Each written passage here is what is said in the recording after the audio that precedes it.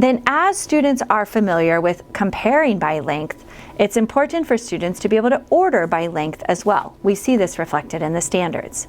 So here this is going to involve thinking about multiple comparisons, not just one versus another, but often maybe I'm comparing 3 things or 4 things.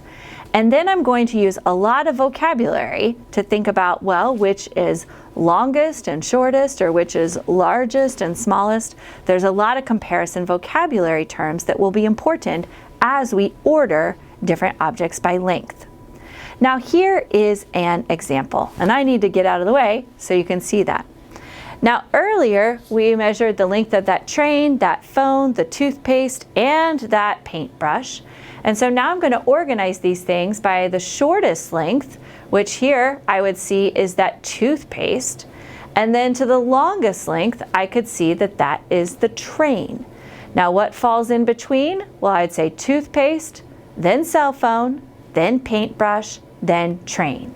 So that is an example of how I could order those objects from shortest to longest.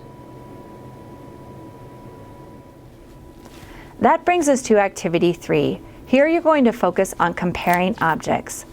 Here is an activity that asks students to compare, and I'd like you to think of a similar activity where students could compare with a different attribute.